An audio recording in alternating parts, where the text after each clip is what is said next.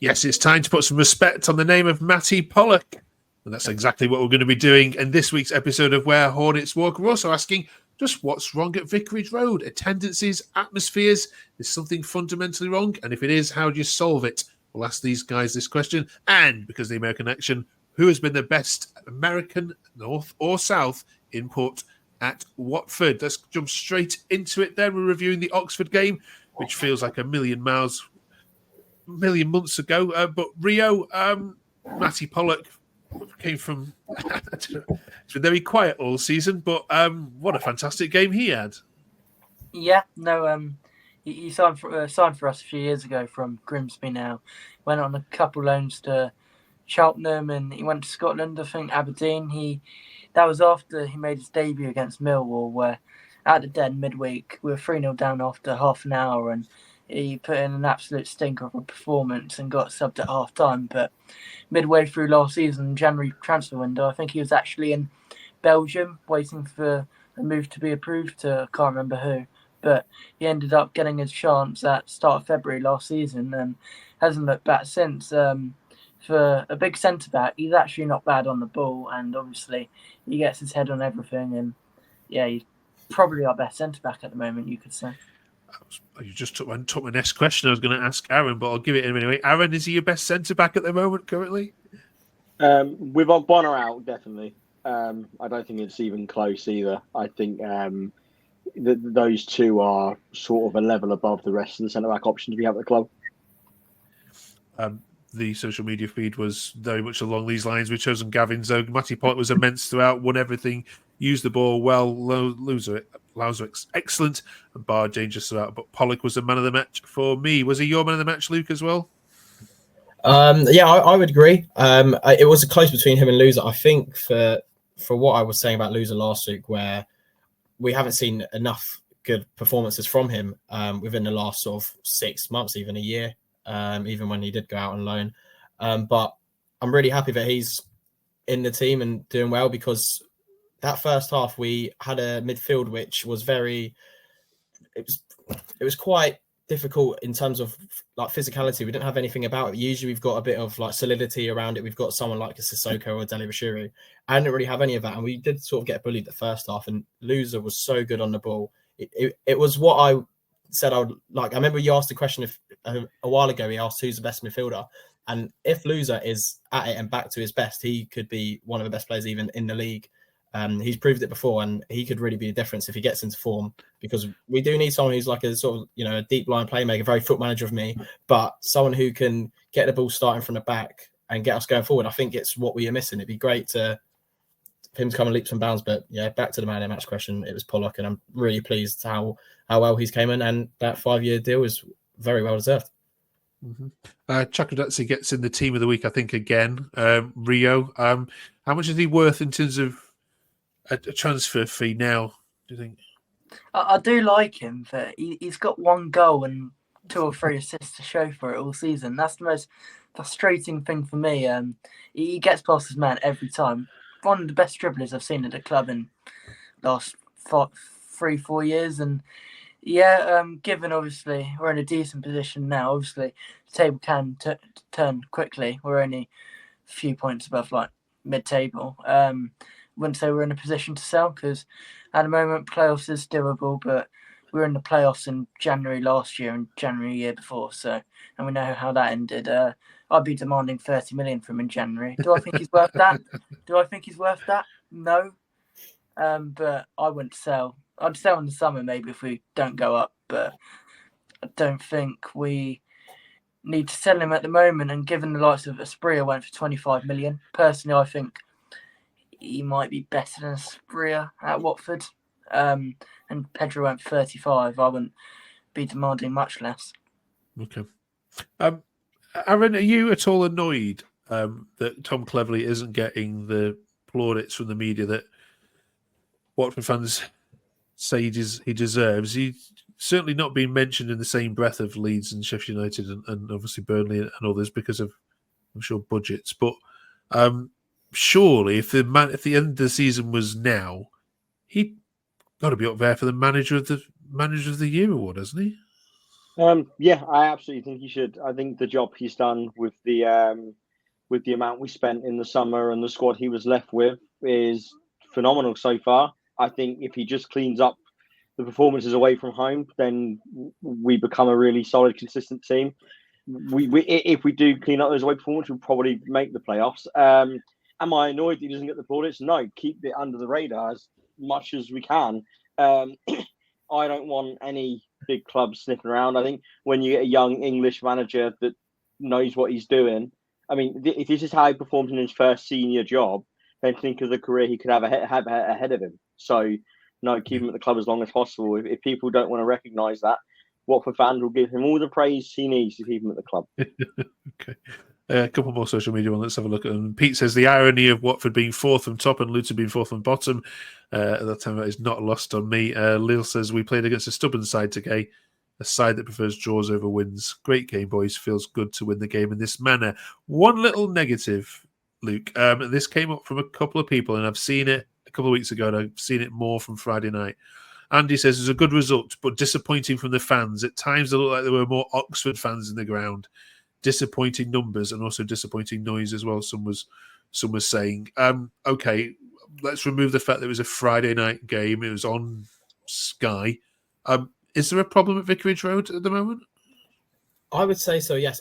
I think, though, I don't know if it's just me, but I feel like football just going in terms of the atmosphere after COVID is so much different to what it was before COVID. I feel like, I remember before COVID, the Vic or even any other football stadium you go to would be absolutely rocking. I don't know if COVID just killed it, but the atmosphere's never felt the same at any football stadium. But I think at Vicarage Road, where we did have, the hard times where we got relegated and it was an awful season, I think it just still hasn't sort of gone up yet. And I remember the last time we got promoted, which is in like 2014, 15, I believe the season was, every game was absolutely rocking. That was when the first season we had the 1881, the little corner we have.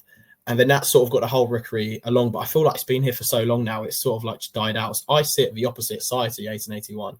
And I can only just hear the little drum going. And I'm in the same stand. It is very quiet. We still haven't really had that sort of one game where I'm like, wow, it's really loud here. And for a Friday night game, it usually would be. But to be fair, the first half was really boring. There's 5 of us in my group who sit at the top right of the rookery, and 3 of them just went home at half time. I think they just might have had a bit too much to drink at the pub, but they actually ran home at half time. And they missed out on the cracking second half. But there is something flat around the atmosphere of Vicarage Road. But I also think away as well. You look at other fans, we don't follow that much as other clubs do. You could argue we are like a smaller club in terms of fans who would travel, unlike Oxford or even your bigger clubs like Leeds will sell out every game. But I do think our atmosphere at home could be something. Well, the ground's a fortress. We should be much louder. Look at Leeds; it's electric every time I've been there, and it's only for Watford. I feel like it'd be make a much more better difference. So yeah, there could be more to it, definitely. Okay, Aaron, you've done your fair trip of a number of away trips with Watford. Have you? Do you concur with what Luke said that this isn't a Watford problem? It's a football problem. To an extent, yes, I agree. I haven't seen a home atmosphere for a long time that I've gone, do you know what? You really showed up and showed out for your team. I agree with Luke. Leeds is one of the places that is always tough to go because they do make it that kind of atmosphere, and full credit to their home fans. I always think Huddersfield were always a really good one for me as well. When they have a decent crowd in, they normally make some good noise too. But most of the time, home atmospheres are dead in this country, and I think it has been that way for a number of years. I think the away support of most teams is still pretty solid. It's very rare that you get a set of away fans that come to a ground and get outsung by the home fans ever. But on the flip side, I do think we have a problem. The club did talk about at the start of the season when they hold the fan forum, one of the discussions was going to be the home atmosphere and whether it's time to move some groups. I've always been of the opinion that the 1881 should be on the other side of the ground where the family stand is, and that the family stand should be put in the Elton John stand. That's something that I'd like to see the club do. I think having those sort of more passionate fans next to the away fans to try and drown them out is sort of what's correct. And that was what actually happened at Huddersfield this one time. It was in 2019, the Premier League, We went there, we beat them 2-1, and their version of the 1881 is on the away end's right, and they were raucous all game. Even though they were getting play off the park, they just did not stop, and that's what we need. Not only it's like I think part of it's down to the performance on the pitch, but also as fans, you've still got to show up and get behind them even when it's not going so well. I think making those kind of changes in the ground would hopefully do that. Okay, Rio. Yeah, I was just going to say I went to Southampton away in April, and they've got obviously the Northern, which is quite big to the right of the away end, and the Itcham to the left. The Itcham only has 200 odd people there, but it's very loud. I think maybe if the 1881, as Aaron and Luke said, was nearer the away end, maybe we get a bit more plaudits. But yeah, I think as the atmosphere since COVID, and because the bit used to be quite loud before COVID, but now it's silent most games. I think the last good atmosphere was Luton at home, but you'd expect us to be up for a derby, really. Yeah. I mean, I go to the Premier League away games, as you know, and it's exactly the same in the Premier League. The larger the club, the quieter it is. I mean, you know, Liverpool make noise for the first 5 minutes, and you don't hear them again until the last 5 minutes. And, you know, I'll never have it that their atmosphere is the best, because it definitely isn't. No bias, of course. Right, cheers for that. We are asking a cheeky question this week because of the American election. What's the biggest North American or South American influence on Watford FC? We asked this question to AI as well, so let's see if they've been rubbish so far for the other teams. Let's see if they did a good job with Watford. Any of you want to give a shout out to anything? Yeah.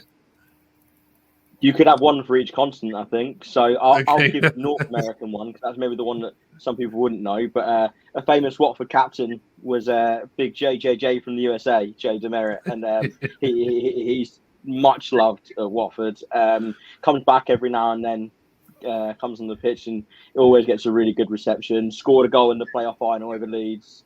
Yeah, so I think North America, there's no question it's him.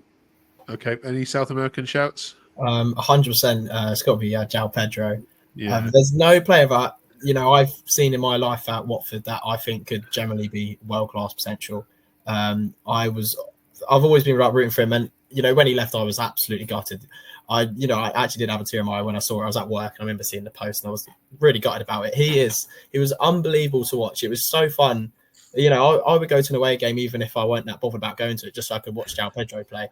He was so good. He would run everything. And I hope I'm not the only Watford fan that says, but I think we all were really just want him to do well. Every time he scores for Brighton, it's like we're all behind him. And I'd love to see him going to good things. It was sad he's obviously left, but he's way more bigger than little old Watford.